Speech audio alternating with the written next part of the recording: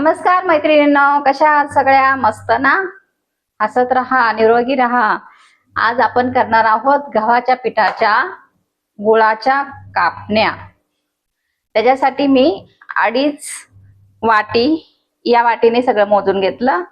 2.5 वाटी गव्हाचं पीठ घेतलं, अर्धी वाटी बेसन पीठ घेतलं त्याच्यामध्ये, आणि ही 1 वाटी गूळ घेऊन 1 वाटी पाण्यात विरघळून घेतला. मी थंड करून घेतला आहे, थंड झालेला आहे.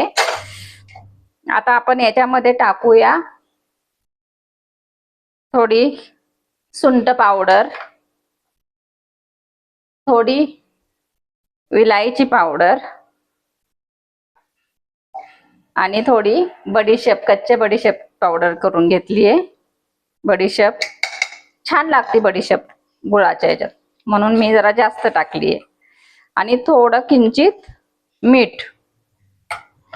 गुळाचा पदार्थ म्हटलं की थोडंसं किंचित मीठ टाकायचं. हे सगळं आपण मिक्स करून घेऊन आता ह्या गुळाच्या पाण्यात मळून घेऊया.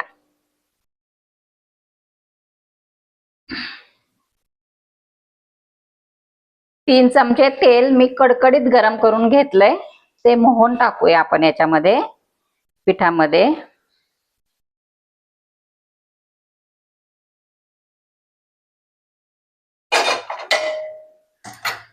आणि चमच्याने मिक्स करून घेऊ.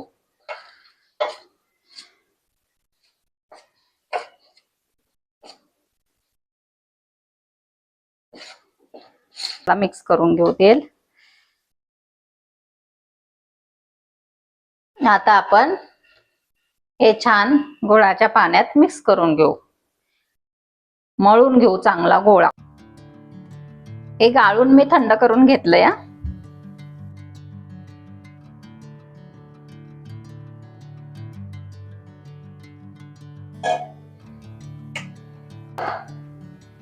जर तुम्हाला पाणी कमी पडलं तर साधं पाणी थोडंसं वापरा, कारण काहींच्या गव्हावरती पण अवलंबून असतं ना पाणी किती लागतं ते.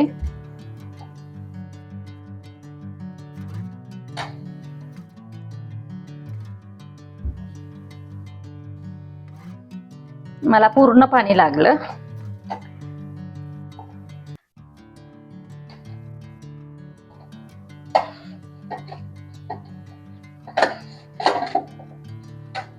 असा छान गोळा करून घेतला.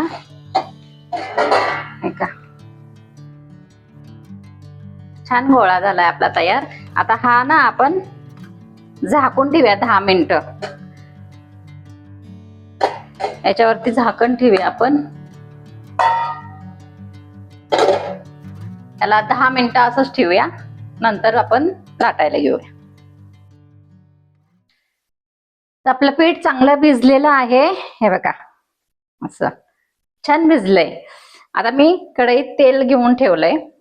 आता ह्या पिठाचे आपण एकसारखे म्हणजे चपातीपेक्षा, चपातीला घेतो आपण त्याच्यापेक्षा थोडे मोठे असे गोळे घेऊया. तर मैत्रिणींनो, आज मी तुमच्याशी एक वेगळ्या विषयावरती बोलणार आहे. कदाचित तो अनेक मैत्रिणींच्या मनाच्या जवळचा विषय असेल.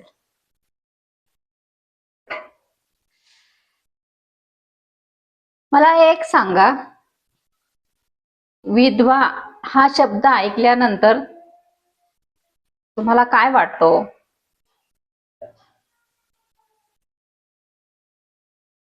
मनात कुठला विचार पहिल्यांदा येतो?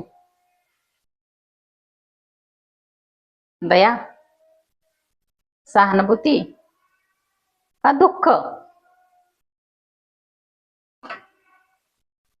पण आज मी यापैकी कुठला शब्द वापरणार नाही, कारण तिला दयेची गरज नसते. तिला गरज असते ती फक्त सन्मानाची.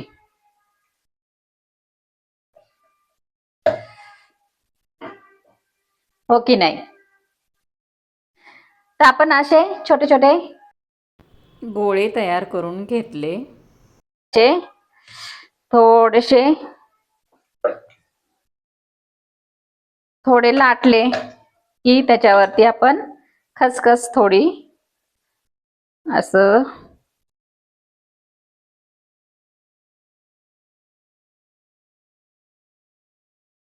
थोडी खसखस टाकून आपण लाटून घेऊया. दिसतंय ना तुम्हाला? मागच्या वेळी जरा मागच्या व्हिडिओमध्ये थोडं कटिंग होत होतं. सॉरी बरं का, मी ते भावनेच्या भरात तो व्हिडिओ केला. आता ह्या व्हिडिओमध्ये बहुतेक तुम्हाला सगळं दिसत असेल असा मी सेट केलेला आहे. तर कमेंटमध्ये नक्की सांगा आता सुधारणा आहे ना. तर दुसऱ्या बाजूला पण आपण खसखस लावून घेऊया आणि असं लाटून घेऊया, म्हणजे मग ते दोन्ही साईडनी छान चिकटून राहते.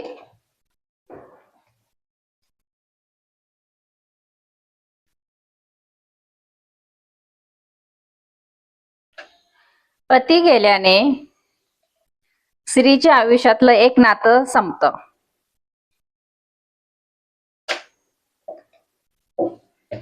पण तिचं आयुष्य संपतं का?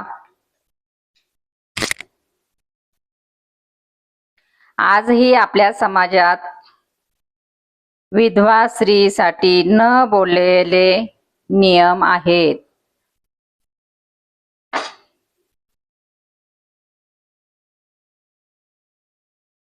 तिने कपडे कसे घालावेत, तिने कुठे जावे, तिने किती हसावे, तिने सण समारंभ करावे की नाही,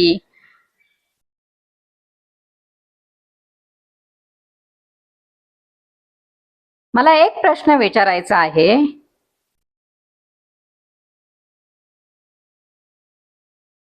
तिच्या आयुष्याचा निर्णय घेणारे आपण कोण?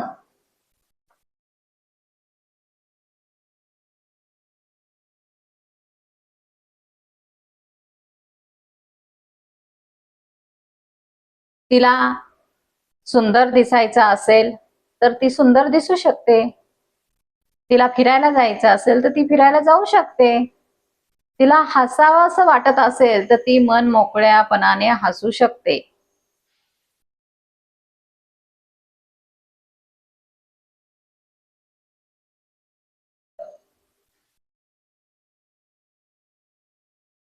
अशा अनेक स्त्रिया आहेत ज्यांनी एकटीने मुलांना सांभाळलेलं, वाढवलेलं आहे.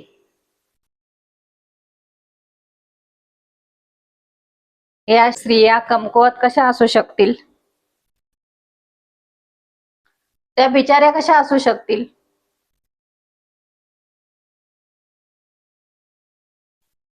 ती बिचारी नाही, ती ताकदवान आहे, ती सामर्थ्यवान आहे.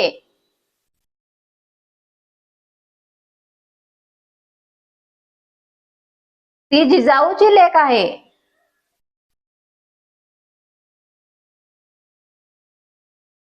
तिला तुमच्या दयेची गरज नाही.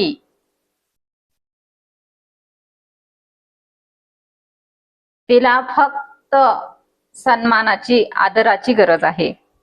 तिच्या निर्णयाचं आदर करा.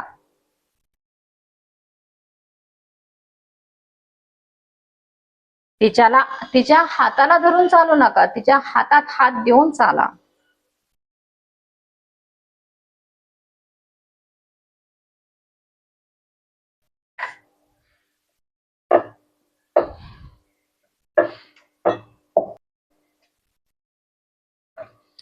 तिच्या आयुष्याचा रंग कोणाच्याही परवानगीवर अवलंबून नसतो. ती घर सांभाळते, सगळ्या जबाबदाऱ्या पार पाडते. ती खूप खंबीर असते. ती स्वतःच्या दुःखाला बाजूला ठेवून पुन्हा उभी राहिलेली असती.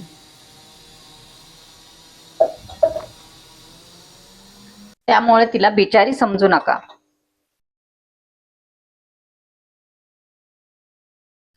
तिचं आयुष्य तिला जगण्याचा अधिकार आहे.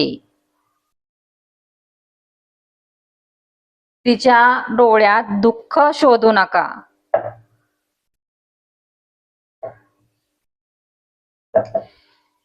ती स्त्री पुन्हा नव्याने जगायला शिकलेली, पुन्हा नव्याने उभी राहिलेली स्त्री आहे. ती कमकुवत मुळीच नाही. एवढं सगळं सहन करूनही जी स्त्री उभी राहते ती बिचारी कशी असू शकते. त्यामुळे तिच्यातली ताकद ओळखा. तिला जगू द्या, तिच्या मनाप्रमाणे तिला राहू द्या. कारण पती गमावलेली स्त्री संपलेली नसते, ती नव्याने जगायला शिकलेली स्त्री असते.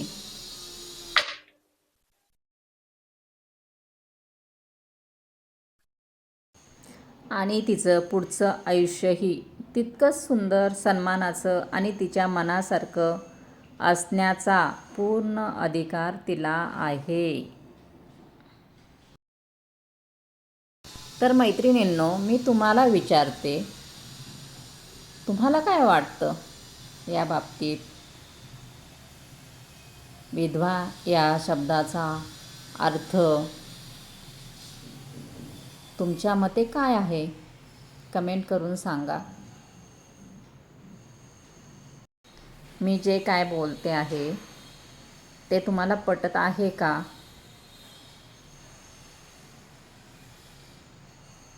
याचंही उत्तर द्या.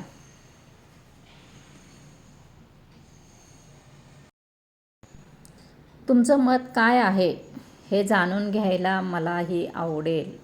त्यामुळे नक्की कमेंट करून मला सांगा. मी विधवा या शब्दाचा अर्थ तुमच्या मते काय आहे हे कमेंट करून नक्की सांगा.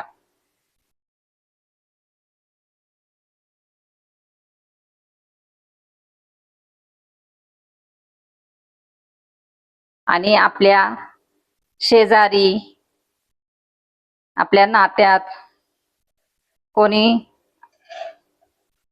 मैत्रिणी असतील तर त्यांना आधार नको, सन्मान द्या.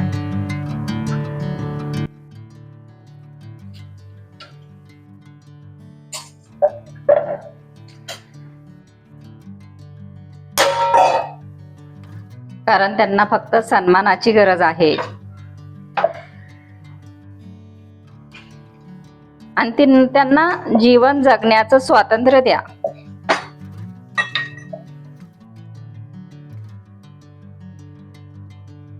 तुमच्या घरात कोणी असेल तर तिच्या निर्णयाचं स्वागत करा.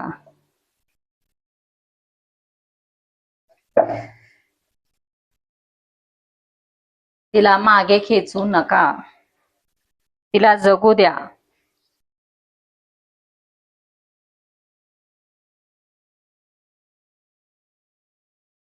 तिला तिचे स्वप्न जगू द्या.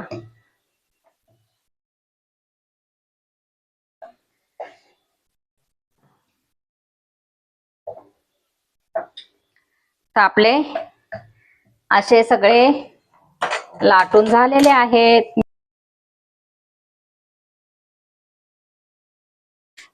आता ही थोडी मी पातळ करणार आहे, कारण ना थोडे कडक पण मला पाहिजेत, म्हणून थोडी पातळ करायची. खुसखुशीत पाहिजे असेल तर जाड थोडी ठेवायची, आणि कडक पाहिजे असेल तर पातळ लाटायचं थोडस.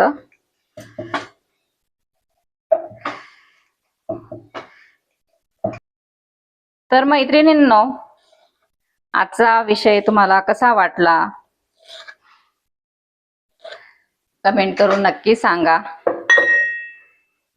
आणि तुमच्या मते काय अर्थ आहे तोही कमेंट करा.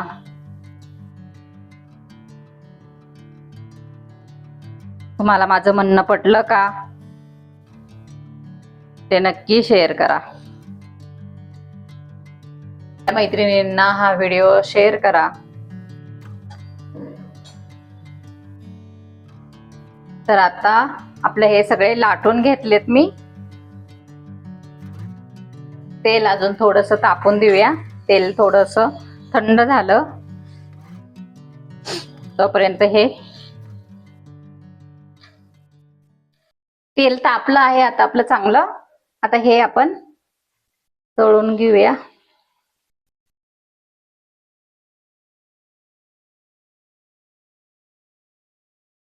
छान घमघमाट सुटलाय घरात. आता हे कधी नैवेद्य दाखवून तेच पाहते असं झालंय मला. तेलात गेले की कापण्या सगळ्या वेगवेगळ्या होतात, पण सगळ्या सुटतात. चांगलं असं ब्राऊन होऊन देऊया. कमी गॅसवरती. माझ्या मुलीला खूप आवडतात कापण्या.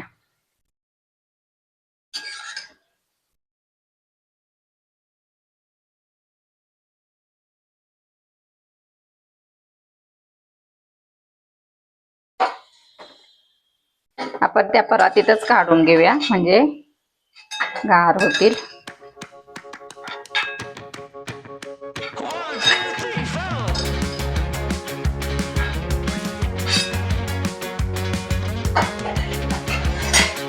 पण ह्याच्यात टाकून घेऊया, मग मी दाखवते तुम्हाला.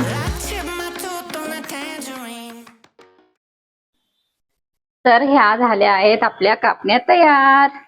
खसखस बघा कशा छान दिसतीये. छान दिसती ना खसखस.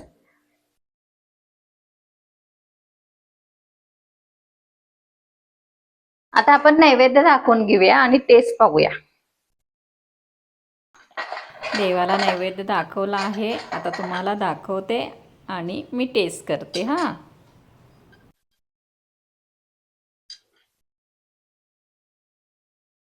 तर ह्या झाल्या आहेत आपल्या तयार कापण्या. हे का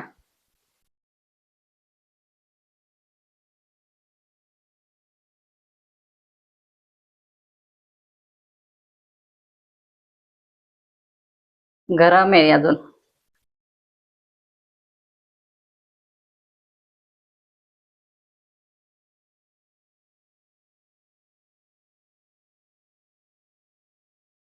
गोड अगदी बरोबर झालंय. हे प्रमाण अगदी मापात आहे.